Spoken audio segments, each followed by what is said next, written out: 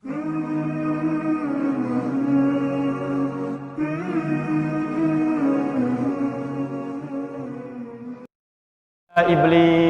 kecuali iblis. Siapa iblis ini? Diteruskan kalimatnya, kana minal jinni fafasaqa an amri rabbih. Lihat kalimatnya, tolong garis bawahi. Kana minal jinni fafasaqa an amri rabbih. Ada dua kalimat di sini. Yang pertama menerangkan asal usul iblis ini. Yang kedua menerangkan tentang aktivitasnya sebelum menjadi iblis. Tolong garis bawah ini. Ya. Lihat kalimatnya, kana minal jinni. Iblis itu bukan makhluk baru, tapi termasuk kalangan jin. Jadi ada malaikat, ada jin, dimintakan sujud kepada Adam, semua sujud, kecuali satu yang enggan bersujud kepada Adam. Siapa dia? Iblis. Siapa iblis ini? Bukan makhluk baru, kata Quran. Kana minal jinni. Dia termasuk kalangan jin. Menggunakan huruf min di sini menunjuk kepada makna at-tab'id. Sebagian dari jin, bukan semua jinnya. Jadi ada satu makhluk dari kalangan jin yang tidak mau sujud kepada Adam atas perintah Allah Subhanahu wa taala. Saat dia enggan bersujud itu, seketika kalimatnya dirubah oleh Allah. Namanya langsung dirubah oleh Allah dari jin menjadi iblis. Allahu akbar. Nanti kita terangkan menurut pendapat ulama kenapa disebut dengan iblis. Tapi yang ingin saya sampaikan, ini yang paling menarik. Fafasaqa an amri rabbi. Dia fasik, menyimpang dari perintah Allah Subhanahu wa taala. Fafasaqa. Teman-teman sekalian, tidak disebutkan kalimat fasak dalam Al-Qur'an. Yang orangnya makhluknya disebut dengan fasik kecuali lawan dari kalimat ta'ah, taat. Jadi ada taat, ada fasik. Kalau saya tuliskan misal, bismillah. Saya coba balikan sejenak untuk memberikan kemudahan dalam gambaran pemahaman kita. Perhatikan pelan-pelan ya. Tadi Quran menyebutkan makhluknya mendapatkan nama baru dari Allah disebut dengan iblis. Asalnya dari jin, bukan malaikat. Bukan makhluk baru, bukan dari malaikat, tapi dari kalangan jin. Tapi tidak semua jin. Perhatikan. Fafasaqa an amri rabbi. Jin yang punya sifat fasak. Perbuatannya disebut dengan fasak. Makhluknya disebut dengan fasik. Jamaknya fasikun atau fasikin. Tidak disebutkan kalimat fasak, fasik dalam Al-Quran, termasuk dalam hadis, kecuali lawan, diddun, lawan dari kalimat ta'ah, taat kepada Allah Subhanahu wa taala. Seakan-akan Quran ingin menyampaikan pesan kepada kita, makhluk ini sebelum disebut iblis oleh Allah Subhanahu wa taala, dia termasuk dari kalangan jin yang taat kepada Allah Subhanahu wa taala.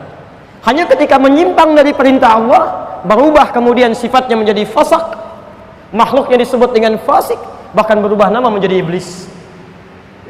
Perhatikan keterangan Al-Fayyumi dalam kitabnya Al-Misbahul Munir, halaman ke-42 sampai dengan 43. 42 posisi paling kiri sebelah bawah sampai ke 43 posisi paling kanan sebelah atas.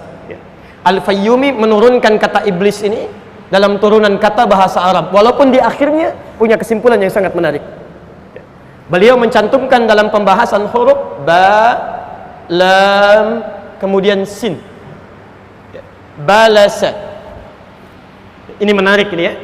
Ada labisa, ada balasa, itu berbeda. Beliau turunkan kata iblis ini dari kata balasa, ba, lam, kemudian sin. Kata beliau, balasa tidak disebutkan dalam bahasa Arab kecuali mengandung 3 arti. Yang pertama al-masah. Masah. Al-mashu. Yang kedua as-sukut. Dan yang ketiga al-ya'su, keterputus asaan. Al-ya'su. Tapi yang paling menarik, lihat makna yang pertama ini.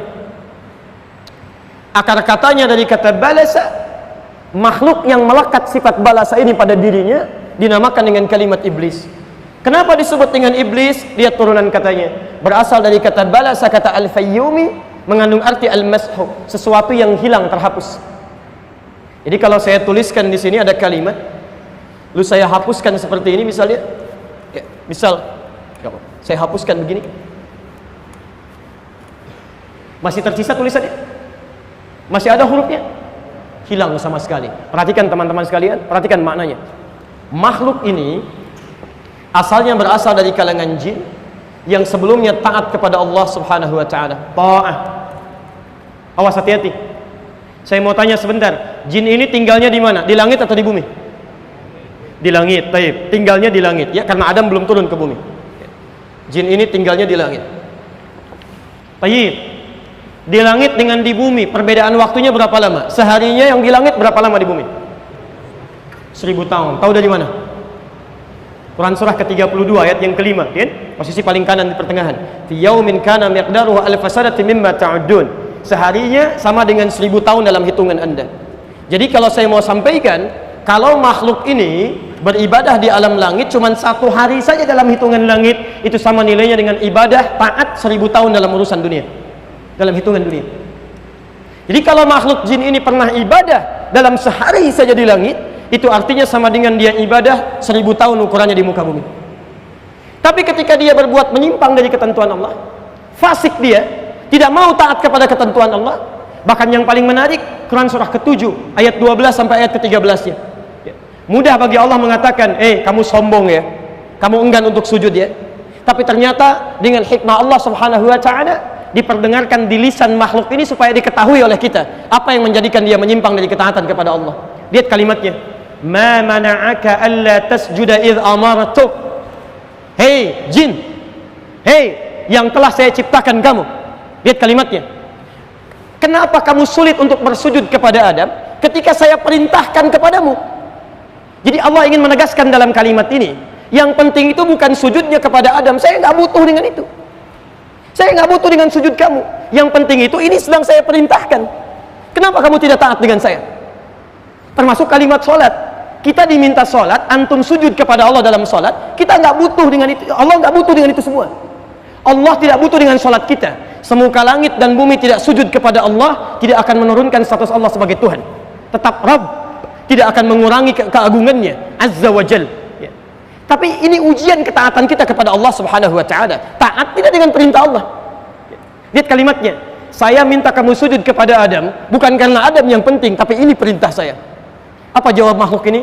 Lihat kalimatnya, ana khairum minhu khalaqtani min narin wa khalaqtahu min tin. Saya lebih hebat dibandingkan dengan dia. Saya lebih hebat dibandingkan dengan dia. Perhatikan cuma satu kalimat, saya lebih hebat dibandingkan dengan dia. Engkau ciptakan saya dari api, sedangkan dia engkau ciptakan dari tanah. Tidak pada levelnya, yang unggul mesti hormat kepada yang lebih rendah. Satu kalimat ini keluar di lisan makhluk ini, dirubah namanya oleh Allah Subhanahu wa ta'ala menjadi iblis, dan terhapus nilai ketaatannya dalam pandangan Allah Subhanahu wa ta'ala.